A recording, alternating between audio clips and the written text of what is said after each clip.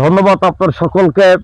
যে পাঙ্গাসে নিয়ে আমি একাধিক লাইভ করেছি, সেই পাঙ্গাসে অবস্থান করে এই পাঙ্গাসে জমির ভূমির মালিকদের বিষয়ের উপরে বক্তব্য উপস্থাপনা করে এই পটুয়াখালী গলাচিপা 10 মিনার যারা নেতৃস্থানীয় রয়েছেন এবং গলাচিপার যারা ভূমি সংশ্লিষ্ট কর্তৃপক্ষরা রয়েছেন, আমি তাদের দৃষ্টি আকর্ষণ করছি। ইতিপূর্বে আমি বলেছি, এই পাঙ্গাসের সম্পত্তি এসে রেকর্ডীয় সম্পত্তি। এই এসে রেকর্ডীয় মালিকরা 1947 সনে কবুলিয়ত মূলে মালিক হয়েছেন। মালিক হওয়ার পরে এই পাঙ্গাসেশ্বরের মালিকদের নামে এসে রেকর্ডে 43টা খতিয়ান হয়েছেন। এই খতিয়ান মূলে পাঙ্গাসের সম্পত্তি তারা মালিক রয়েছেন।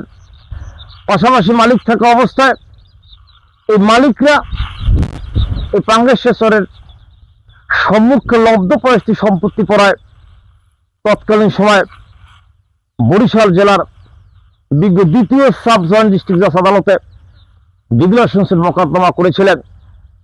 যে মোকদ্দমা করে রায় ডিগ্রি পেয়েছিলেন।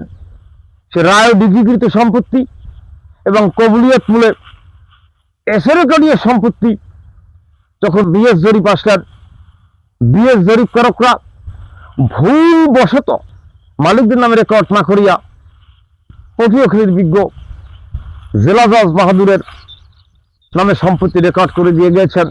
যে রেকর্ডের বিরুদ্ধে এই মালিকরা পটুয়াখালীতে ডিভিশন সুট মোকদ্দমা দায়ের করেছেন এবং পার্মানেন্ট ইনজাংশন দায়ের করেছেন।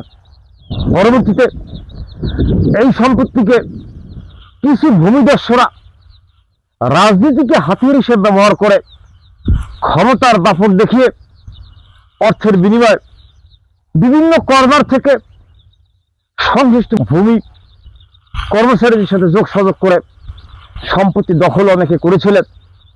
পরবর্তীতে মালিকরা সংশ্লিষ্ট কর্তৃপক্ষের কাছে এই পাঙ্গাসের সম্পত্তির সীমানা নির্ধারণ করিয়া ও রায় ডিগ্রি সম্পত্তির সীমানা নির্ধারণ করিয়া মালিকদেরকে মাফিয়ে দেওয়ার জন্য সংশ্লিষ্ট কর্তৃপক্ষের কাছে দরখাস্ত দায়ের করেছিলেন।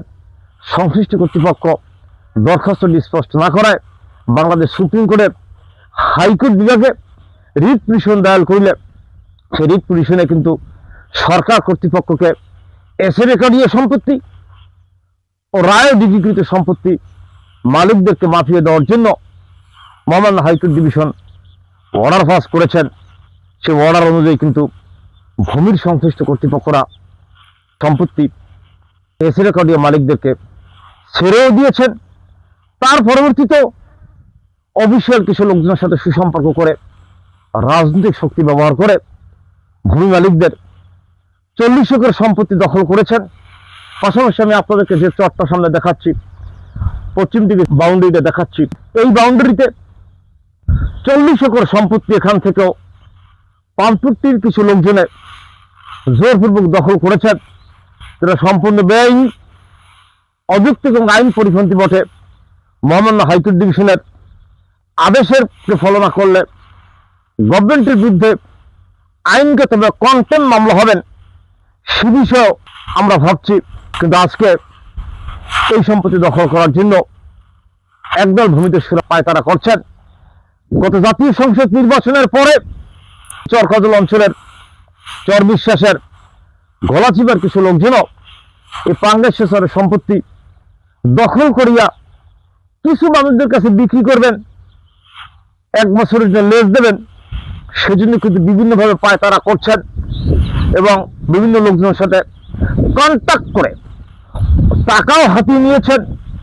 যেই কথাটা আমি পূর্ব বক্তব্য দিয়েছিলাম, ইতিমধ্যে চরকাজল চর বিশ্বাসের এবং গলাচিপার কিছু ভূমিদস্যুরা আজকে মালিকদেরকে উচ্ছেদ করার জন্য যে পায়তারা করছেন, আমি তাদেরকে বলতে চাচ্ছি যে এই দেশে আপনি আইনের ঊর্ধ্বে নন, আপনার বিরুদ্ধে আইনগত ব্যবস্থা গ্রহণ করা যাবে না, সেরকম কোনো আইন বাংলাদেশে নেই। ভূমি মালিকরা স্পষ্ট বলতে চাচ্ছে, বেআইনিভাবে উইদাউট পেপারসে কাগজপত্রবিহীন যদি কোনো ব্যক্তি এই পাঙ্গাসের সম্পত্তি জোরপূর্বক এবার দখল করতে চায়, অবশ্যই তাকে আইনের আওতায় আসতে হবে।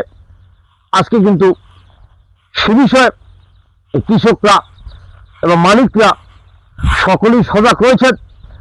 আমি সংশ্লিষ্ট কর্তৃপক্ষ সহ যারা গলাচিপা দশমিনার নেতৃস্থানীয় নেতা দাবি করছেন তাদেরকে বলতে চাচ্ছি, আগামী দিনে এই চরকে নিয়ে আপনাদের অগ্নি পরীক্ষা চলছে গণমানুষের কাছে, মালিকদের কাছে।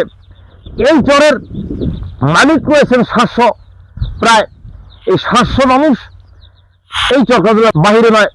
আপনার এই অগ্নি পরীক্ষায় আপনি যদি না টেকেন, যেভাবে আসছেন সেভাবেই একদিন ফিরে যেতে হবে। মনে রাখবেন, ক্ষমতা যতই থাকুক না কেন, ক্ষমতা চিরস্থায়ী নয়, ক্ষমতা কেন আজীবন থাকে না। স্বাধীনতা যুদ্ধের পর থেকে আমরা কত কিছু দেখলাম, কে আসলো কে চলে গেল, অনেক কিছু দেখলাম। এই গণমানুষরা জমির মালিককে বলতে চাচ্ছে, আপনারা ক্ষমতার ঊর্ধ্বে থেকে যদি অন্য কিছু করতে চান, গণমানুষকে সম্পত্তি থেকে, সম্পত্তির অধিকার থেকে বঞ্চিত করতে চান, মালিকদেরকে উচ্ছেদ করে যদি অন্য কোনো ব্যক্তিদেরকে অর্থনৈতিকভাবে লাভবান হয় এই সম্পত্তিতে বসতে চান, আইন তাহলে আপনার বিরুদ্ধে যাবে। আজ হোক কাল হোক, সত্যের একটি জয় হবেই। অতএব আমি সবাইকে সংযত থাকার জন্য উদ্যোক্তা আহ্বান করছি এবং আরো বলতে চাচ্ছি, যারা ক্ষমতায় রয়েছেন তাদের ক্ষমতা যদি অপব্যবহার করা হয়, আজ হোক কাল হোক, এই গণমানুষের কাছে আপনাদেরকে জবাবদিহি করতে হবে। আমরা চাচ্ছি শান্তিপূর্ণভাবে এই পাঙ্গাসের চরের মালিকরা তাদের সম্পত্তি ভোগ করবেন এবং কোনো সহিংসী পরিবেশ এই চরে হবে না, আমরা সেটা চাচ্ছি। এবং সকলকে শান্ত থাকার জন্য, সম্পত্তি দখল থেকে বিরত থাকার জন্য, পাশাপাশি এই পাঙ্গাসের চরের ভূমি মালিকরা আপনারা আপনাদের সম্পত্তি ভোগ করবেন, সেই উদ্যোক্তা আহ্বান নিয়ে আমি আমার সংক্ষিপ্ত বক্তব্য শেষ করছি। ধন্যবাদ আপনার সকলকে।